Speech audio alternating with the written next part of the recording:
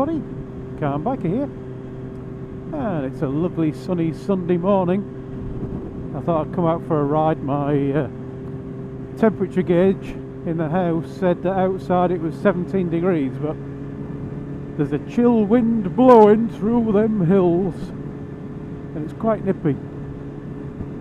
But I was supposed to be going out for a ride yesterday with Graham, and we cancelled because the weather forecast was pretty grim. It did actually brighten up in the afternoon and I went out for an hour, but then I got rained on, so Graham was right and I was wrong.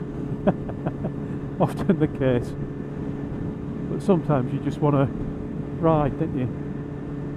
And I'm not really getting the opportunity to ride through the week now that the dark nights are coming in. I mean, obviously I can ride at night, but it's not as much fun, is it, as when you can see when you go where you're going,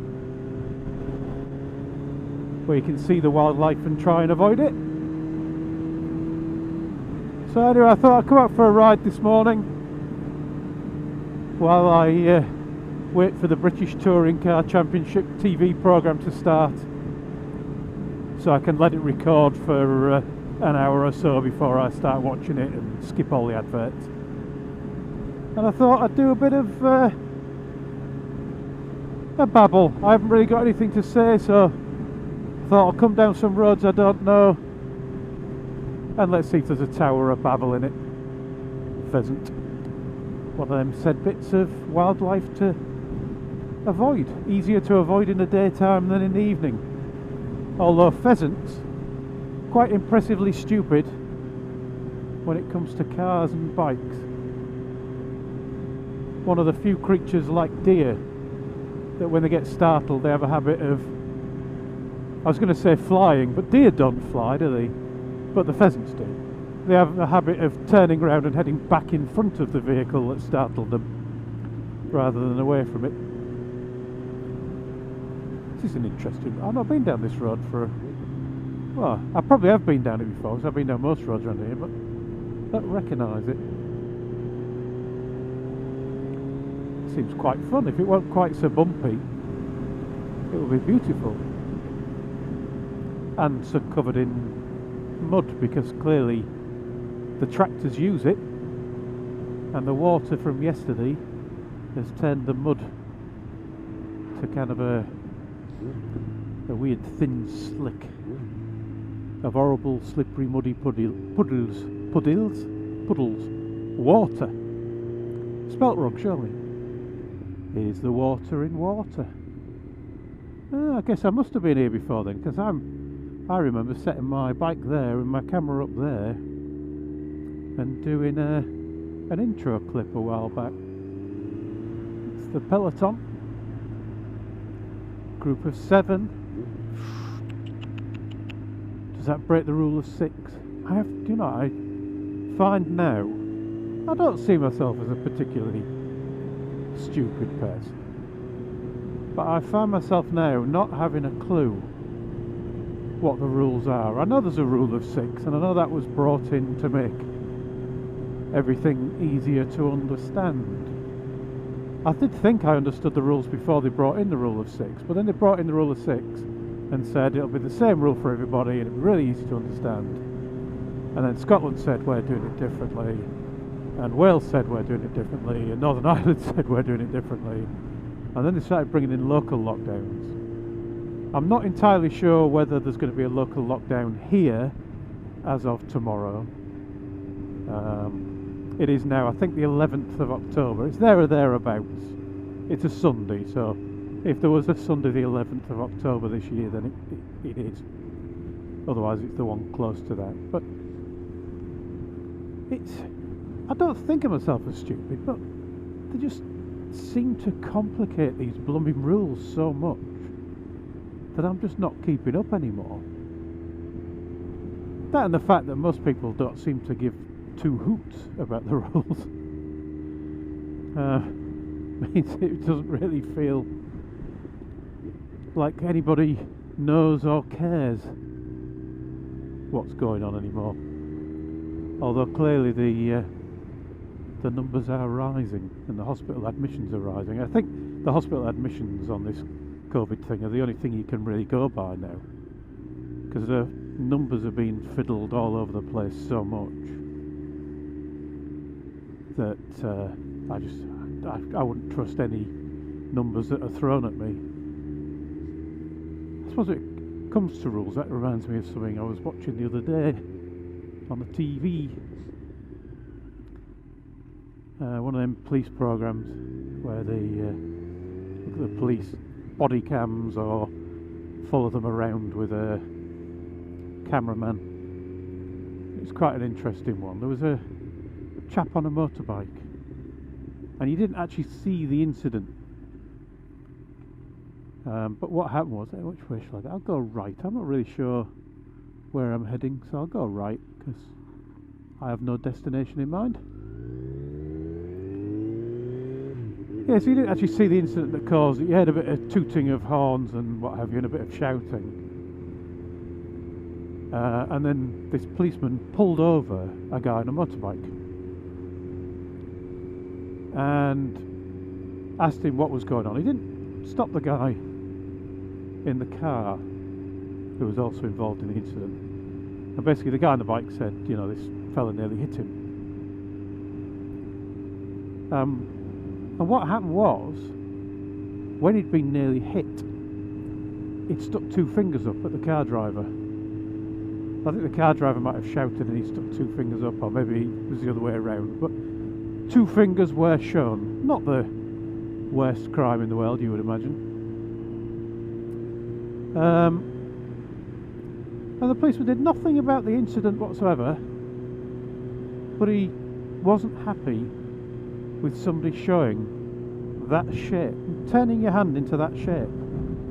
I'm being careful now, there's no police around while I do it, because he stopped this biker and he gave him a fine, an on-the-spot fine. I think it's 85 quid or something, fixed penalty notice for a public order offence.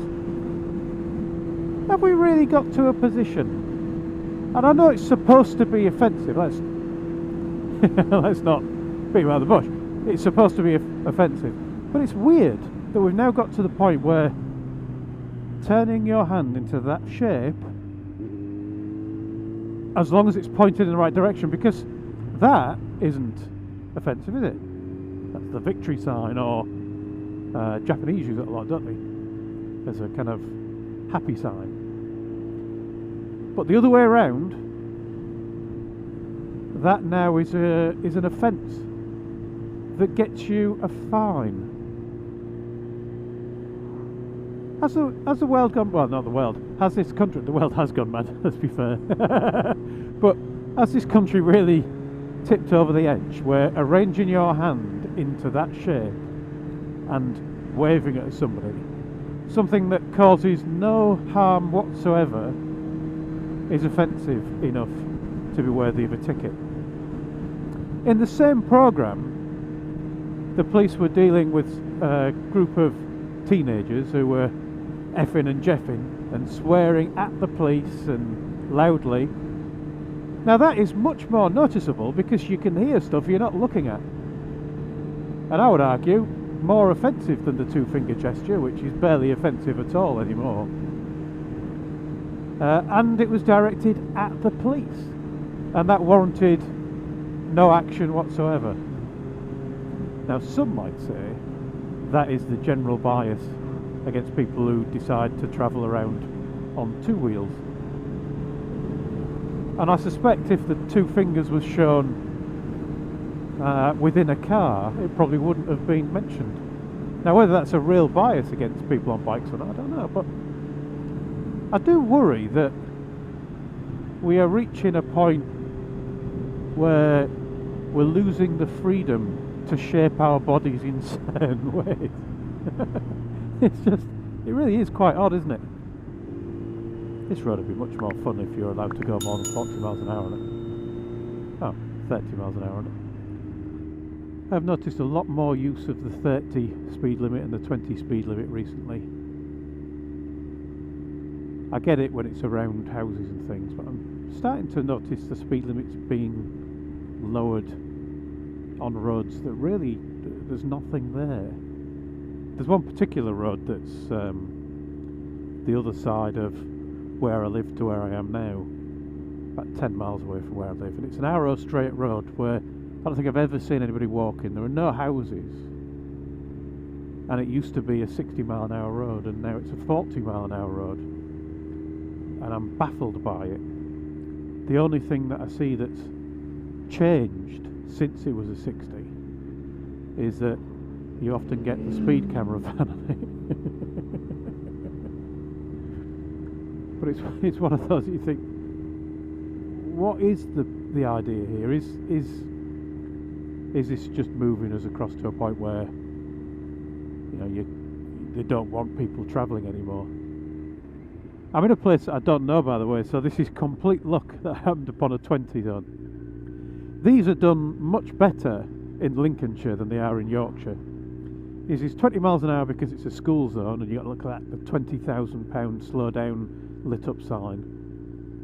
They really do cost £20,000 to put in. But it's a Sunday, so there is no school. In Lincolnshire, they do it a lot better. They say this is an advisory speed limit. I suppose that in a way is slightly worse. It's an advisory because when it is school kicking out time, you do want people going slow because, you know, you do get silly things happening outside schools, don't you? But they also kind of flash lights to tell you that this is when the schools will be leaving, so this is when it really matters. And at other times, I was going to say go as fast as you like, but actually no. Generally it's kind of 30 or 40 or something instead. So this type of road, usually you'd expect these to be the national speed limit, which for those of you not in the UK, that's 60 on a single track road, 70 on dual carriageways and motorways, but 60 when it's not a dual carriageway. So dual carriageway means something separating this direction from that direction. But this is one that for some reason is 50, and I would imagine it's been slowed down at some point from 60. And it'll be one of those where this side road, which is probably a worse quality road than the one I'm on, it is, and yet that one is 60 miles an hour, so you know, there's nothing obvious around here that would mean that you needed to do 50 instead of 60, is there? It's not like there's a school where, I mean, it wouldn't be 50 anyway. There's not massive populations of people. It's a nice wide road with good views, even around the bends. These bends are not particularly tight. And the thing about the 60, the national speed limit, is you don't have to have signs all the way down it, because the assumption is that if there's no signs and no street lights, then it is a 60. That's another odd rule for those of you outside the UK, and I can't remember what the measurement actually is, but there's a weird rule in this country that where there's no speed limit signs, it's the national speed limit. But in built-up areas, that comes down to 30. Usually they're signposted anyway, but occasionally they're not, and you can get done for being in what appears to be a 60 mile an hour road, but it's counted as a built-up area, and it's counted as built up based upon the position of these lights. So you could be going through a street that's got houses everywhere but no street lights. That wouldn't count. But if there were street lights and they are within a certain distance of each other, which you've got to gauge by eye presumably, then the speed limit comes down to 30. And for all other speed limits apart from national and 30, you have to have a sign every so often. They call it a repeater. So you see these big signs, so you might be a 40 mile an hour zone or something, it'll be a big 40 mile an hour circle, and then the repeater signs are smaller and show that 40 mile an hour limit again. But it does mean that they have to spend money putting up signs when otherwise on a 60 stretch you wouldn't have to. Now this kind of shows my point really. This is now a much lower quality road. It's bumpier, the surface isn't as good, it's narrower, There's no separation line between the two directions of traffic. And now it's gone from being a 50-mile-an-hour zone on the good bit of road to a 60 on this bit. Weird, isn't it? But if you see one of these signs and you're annoyed with it, don't, whatever you do, stick two fingers up it if there's a policeman around. Hello, piggies.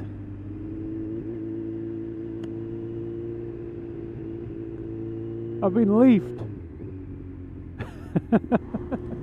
I've always wondered what this building is. Just coming out of a place called Stamford Bridge, which is a place that when I had it pre-planned routes, always adds a few hundred miles because Google has a tendency to want to take me to a football stadium down south.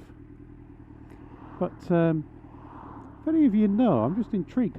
There's this building here, and it's just quite an interesting building on the road out of Stamford Bridge.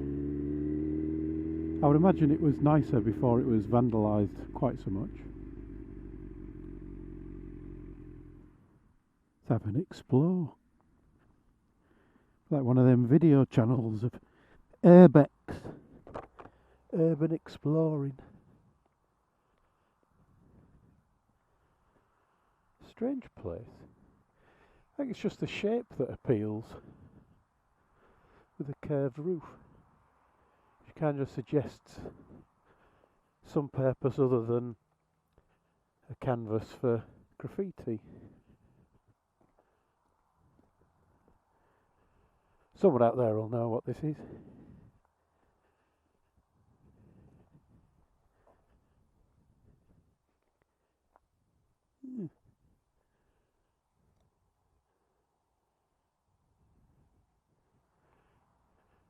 Odd little place.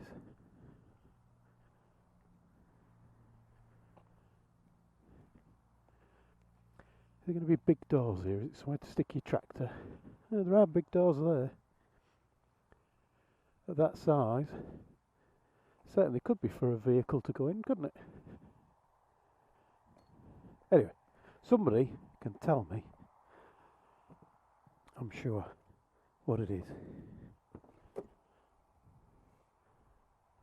A couple of seats in there look like they're out of a bus. Not a bus depot, is it? Somewhere to park a bus while you're between places, maybe?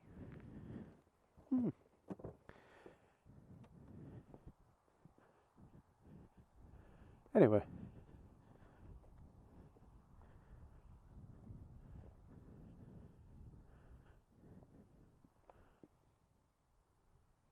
a cone microwave.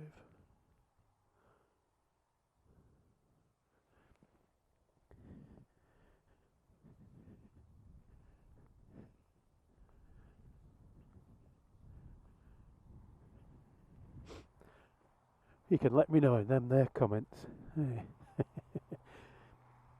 That's probably a good place to stop, isn't it? So I will. So thank you for watching, everyone. My babble and impromptu explore. Ride safe. And I'll talk to you all again soon. Oh, there's a big tyre there that looks like it could be off a bus, I reckon. Bus or coach, maybe.